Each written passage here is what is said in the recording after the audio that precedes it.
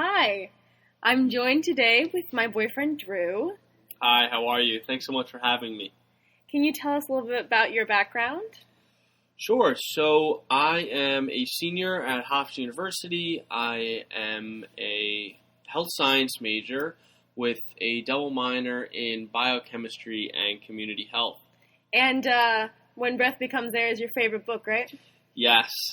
When Breath Becomes Air is definitely my favorite book of all time. I had to read it last semester, or actually 2 semesters ago, in my palliative care and hospice class, and since then it's been my favorite.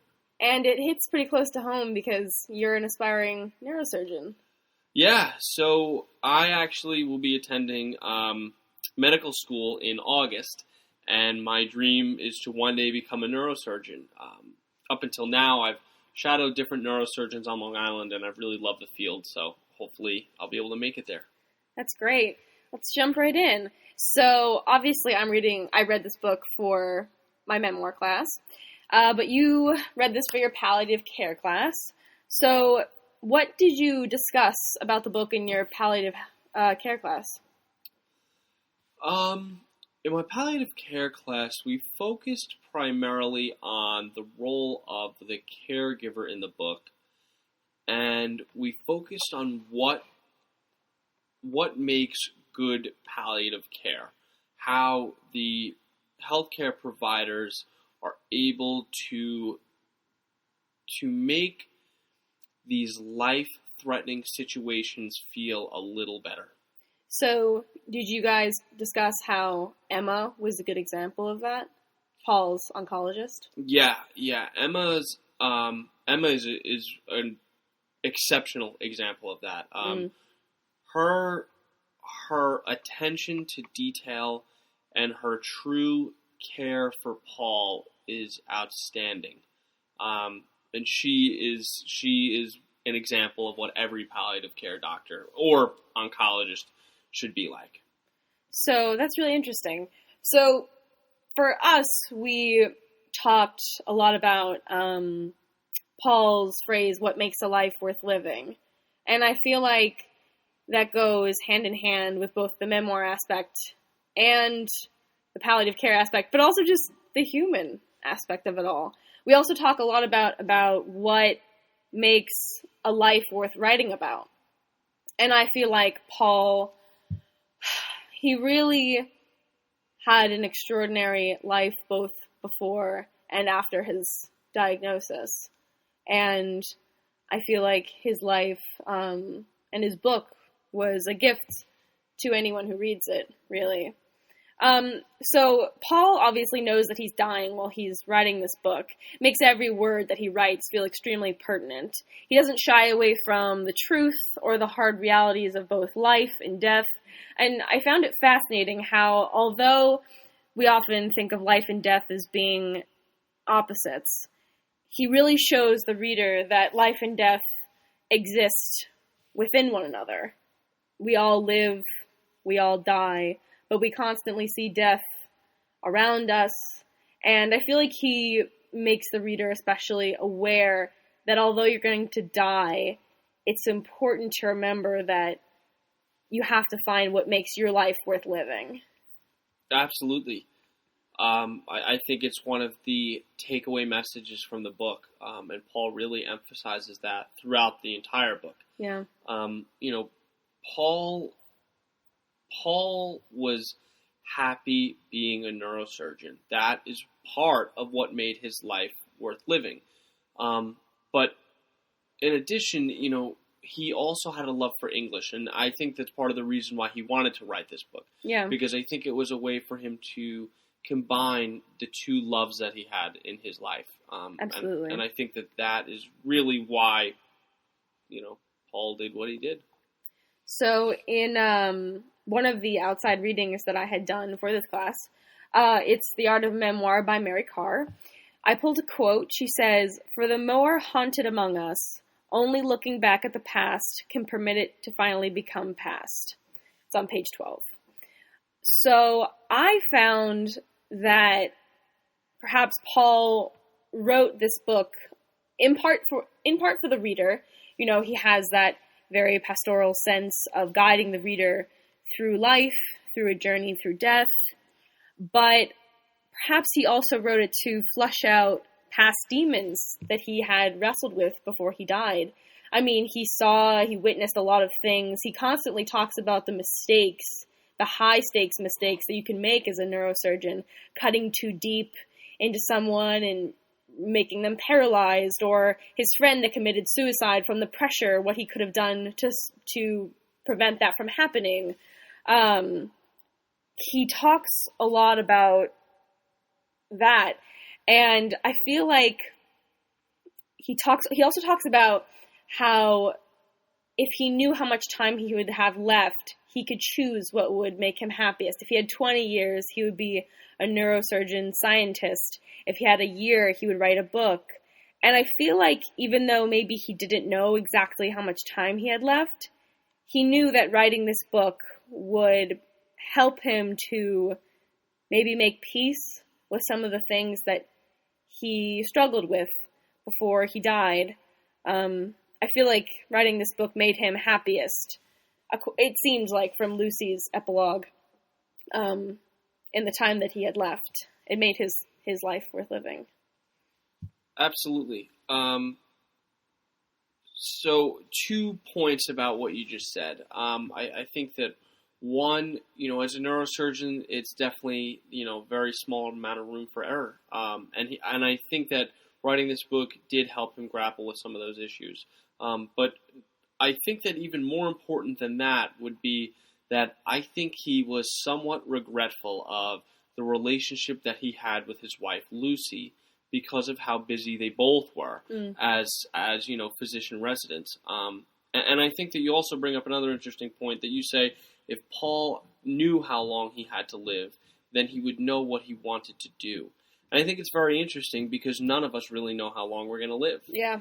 And I think that that's really something that we have to think more about and internalize to make decisions that are going to make us happy. Absolutely. And that actually segues perfectly.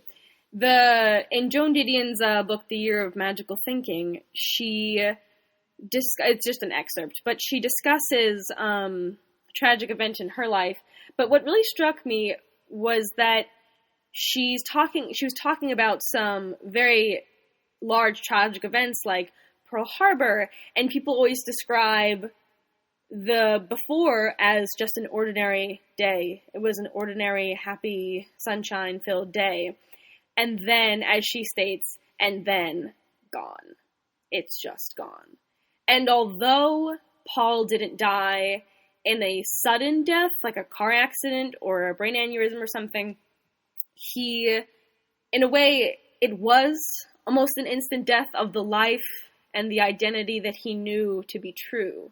Because the life that he planned for was abruptly gone and then gone when he was diagnosed.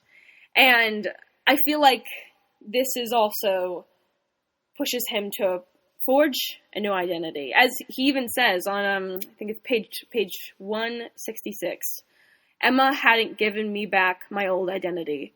She protected my ability to forge a new one. And finally, I knew I would have to.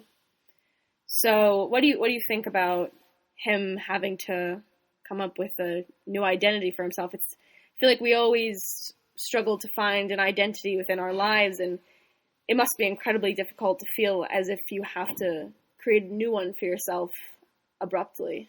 Absolutely. Finding one identity is hard enough, let alone finding two.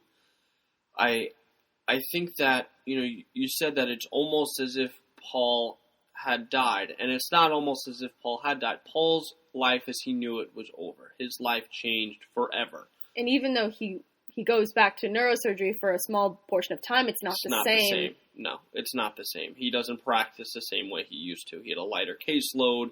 He took on less agonizing surgeries. It's not the same, and it never would be the same. And Paul knew that, and that's part of grief. You could grieve over anything, not just the loss of someone. So Paul definitely struggled with grief for a little bit there. And it actually in the book, we discussed this in my palliative care class, he actually went through the stages of grief backwards, as opposed to, what is pretty much used as the norm for going forwards. But almost a cliche, as he says. Yep. But stages of grief can be felt in any order, in any way. It doesn't follow one clear path, and that's one of the most challenging parts of grief. Absolutely. And he also says, I found this to be fascinating as well, on page 172, struggle towards the capital T truth, but recognize that the task is impossible, or that if a correct answer is possible, verification is impossible. So I think that's obviously, I think we all know it deep down that the absolute truth with anything is impossible to find. But why do you think we keep striving for it? In medicine, why do you think everyone keeps striving for that truth even though we're never going to find it? I think that people strive for the truth in science and not so much in medicine. Because the truth in science will allow you to treat patients better, take care of patients in a more humane way, or make their lives last longer. But I think that the truth in medicine is quite simple. I think that the truth in medicine is to take care of people. And it's very simple. It's why most people become, healthcare practitioners, to take care of others. And I don't think that there's really much more to medicine than that. Yes, the science is very, very complex. And as Paul obviously explores, it's very difficult to find the truth or the best way to care for patients. I know he struggles with that a lot. So did you find that this book helped you to understand better the correct care of patients, or the more truthful side of caring for patients? I think that this book helped me to understand how to deal with certain situations in medicine. I don't feel that there is one best way to care for patients, because everyone is different and everyone's values are different. But I think that this book helped to show me how to navigate a patient's values, so you can help them have the best care possible. Absolutely. I felt, in a way, as we discussed, that this book is pastoral. He's almost guiding his reader through life and death and through the depths of the soul. But I feel like he's also guiding his reader through to that capital T truth as best he can, even though he knows he can never achieve it, through the questions that he asks, the literature that he brings in, the personal stories, his relationship with his wife. I feel like he's guiding the reader, and later his daughter, who will eventually read this, I'm sure, towards the truth of life, of medicine. What do you think about that? I definitely think that Paul is guiding the reader towards the truth. But I think that, you would define the truth as what makes the reader's life worth living. Yeah, because there is no one truth. Yeah, I think that Paul wants to try and help the reader find what is most important and what they value most in their life. That's great. We'll wrap things up now, but I related a lot to this book. We obviously related both a lot to this, but in different ways. This was the last book I ever read in my college experience, so I often feel like I think about what makes my life worth living. What do I want to do with my life moving forward? What is death stealing us away from in our lives? So do you feel that medicine will be your calling, as Paul refers to it for him? Yeah, I do. I think for most healthcare professionals, medicine is a calling. You really, you dedicate a large portion of your life to learning how to help others in their greatest times of need. And you have to love it, otherwise you'll hate it. Absolutely. Yeah. So I'm ecstatic that I got to read this book and have this conversation with you. Absolutely. Yeah, it was a great conversation. Thank you for having me. Thanks for joining.